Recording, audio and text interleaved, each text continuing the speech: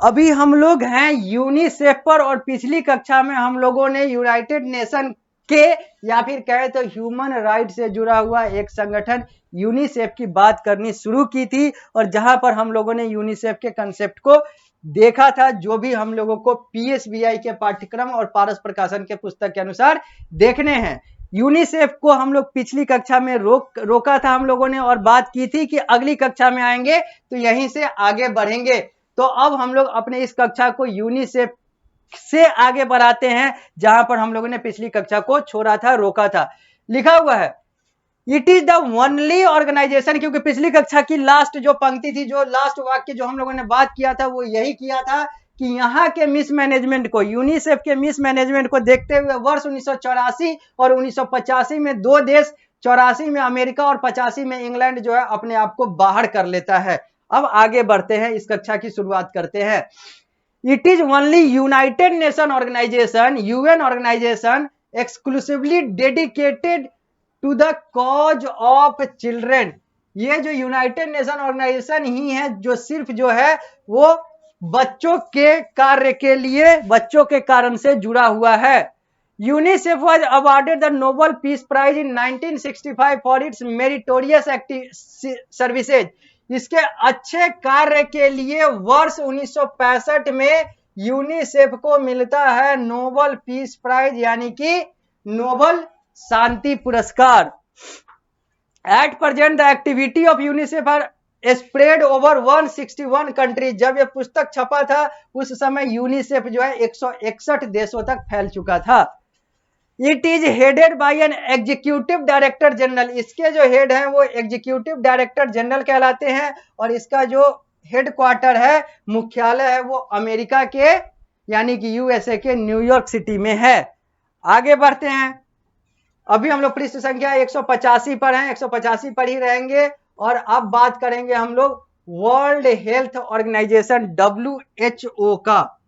हम लोगों ने बात किया यूनिसेफ का, हम लोगों ने बात किया ILO का, हम लोगों ने बात की FAO की, हम लोगों ने बात की लीग ऑफ नेशन की, हम लोगों ने बात की यूनाइटेड नेशन की, यूएन की। अब हम लोग आगे बढ़ेंगे और बात करेंगे अगले human right organization, world health organization, simply WHO। W for world, H for health, O for organization. विश्व स्वास्थ्य संगठन, वर्ल्ड हेल्थ ऑर्गेनाइजेशन, नाम से ही क्लियर है, स्वास्थ्य के लिए कार्य करने वाला ये वैश्विक संगठन है। वैश्विक मतलब दुनिया भर में कार्य करता है। WHO with its headquarter at Geneva was established in 1948। इसकी स्थापना वर्ष 1948 में होती है और इसका हेडक्वार्टर जो है वो जेनेवा में है। It was given the responsibility to see the health of all the humanity improve।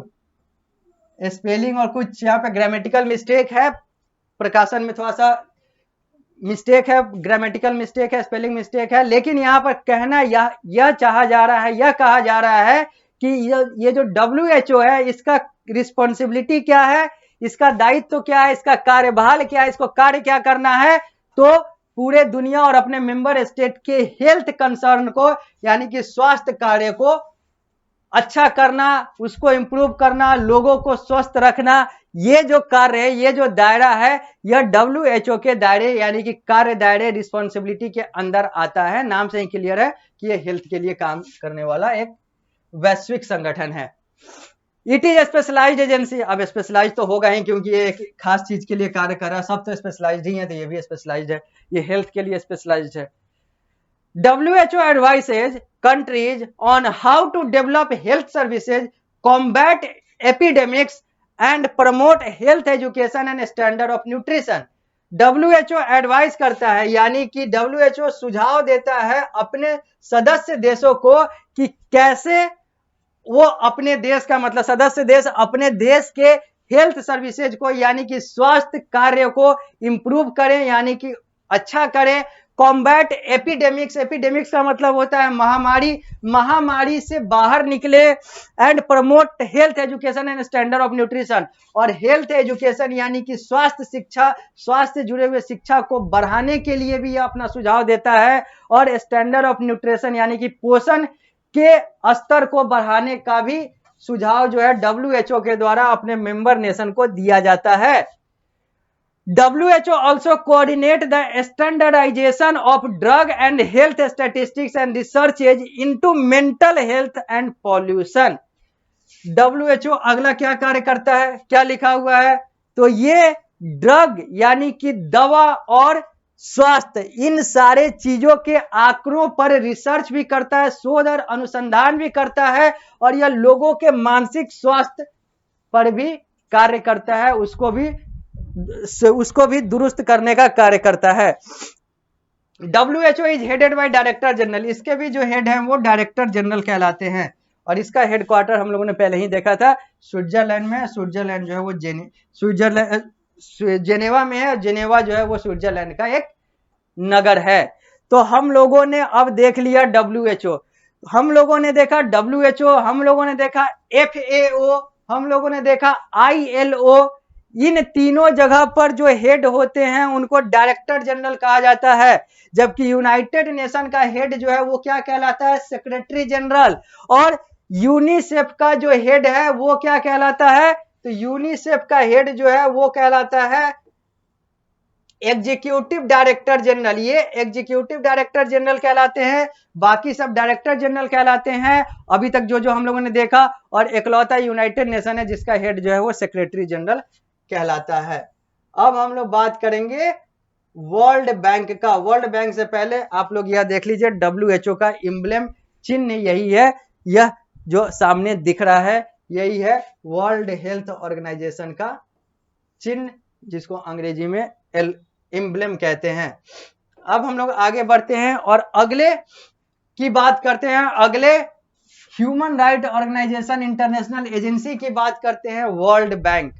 नाम से ही क्लियर है, ये दुनिया का बैंक है, यानी कि पैसे की बात यहां पर होगी। The world bank officially called the international bank for reconstruction and development. World bank को हम लोग आधिकारिक रूप से international bank for reconstruction and development कहते हैं। यह एक यूनाइटेड नेशन का स्पेशलाइज्ड एजेंसी है जिसकी स्थापना वर्ष 1945 में हुई थी, और इसका हेडक्वार्टर अमेरिका की राजधानी वाशिंगटन DC में है। सारा कुछ हाईलाइट कर चुके हैं, सारा कुछ हम गोल घेर चुके हैं। यही जो है वाशिंगटन DC 1945 जुड़ा हुआ है वर्ल्ड बैंक के इतिहास के साथ।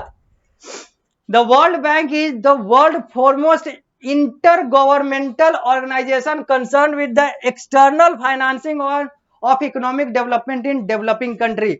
जितने भी विकासशील देश हैं वहां पर देशों को पैसा प्रोवाइड करना, देशों को इकोनॉमिक डेवलपमेंट के लिए यानी कि आर्थिक विकास के लिए वित्तीय सहायता देना, उससे जुड़े हुए सारे कार्यों को करना, यही तो कार्य है वर्ल्ड बैंक का। The main function of the world bank is to improve economic development. जो मुख्य कार्य है वो आर्थिक विकास है वर्ल्ड बैंक का। It is hoped that the aid provided that the aid provided the World Bank will, यहां पर भी कुछ मिसप्रिंट है, कोई नहीं। It is hoped that the aid provided by the होगा, सीधा द नहीं होगा।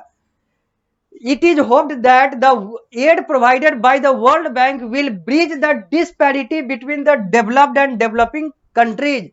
यह माना जाता है, यह सोचा जाता है, यह लक्ष्य लेकर चला जाता है, यह एम बनाकर चला जाता है कि जो वर्ल्ड बैंक के द्वारा जो कार्य किया जा रहा है डेवलपिंग नेशन के लिए, वित्तीय सहायता दी जा रही है, इससे डेवलपिंग नेशन यानी कि विकासशील देश और डेवलप्ड नेशन यानी कि विकसित देश के बीच में जो आर्थिक खाई है वो कम होगी, यानी कि जो विकासशील देश है वो आर्थिक तौर पे मजबूत होंगे।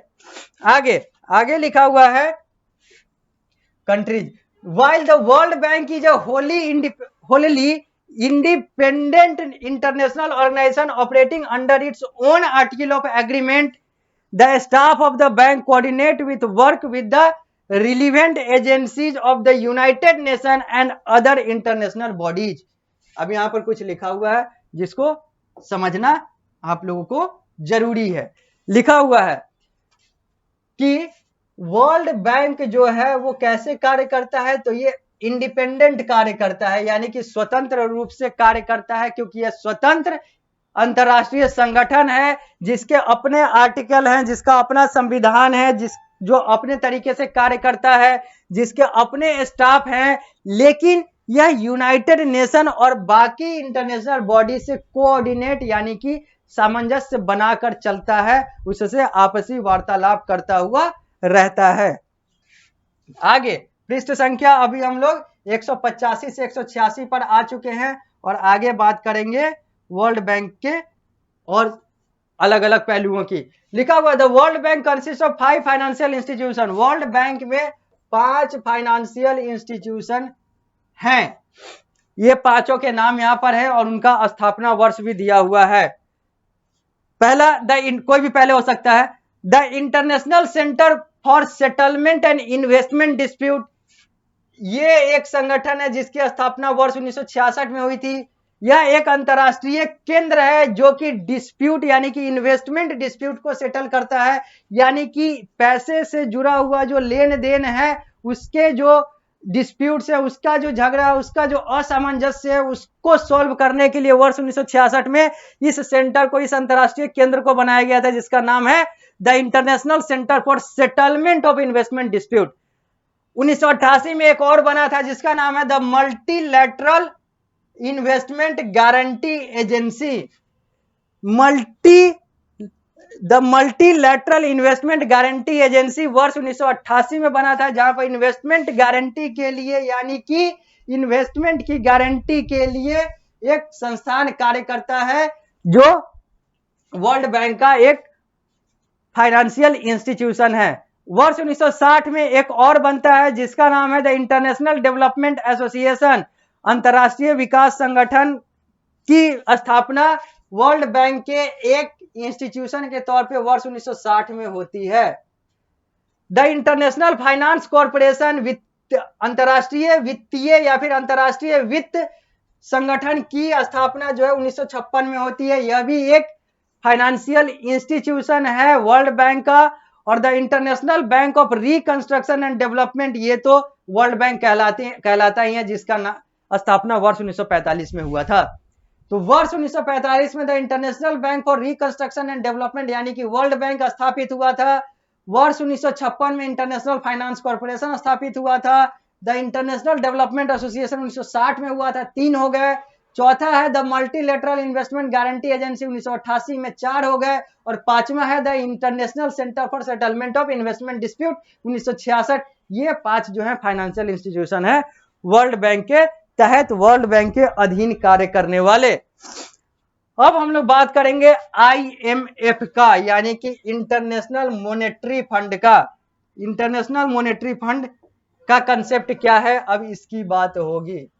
ये भी नाम से ही क्लियर है, मॉनेटरी मतलब पैसे से जुड़ा हुआ, अब फंड तो है ही, तो फंड की बात तो होगी, तो यहाँ पर संपत्ति पैसे की बात होगी ही। और इंटरनेशनल संगठन है इसलिए इंटरनेशनल मॉनेटरी फंड अंतरराष्ट्रीय संगठन है ये, और यह ह्यूमन राइट के लिए कार्य करता है।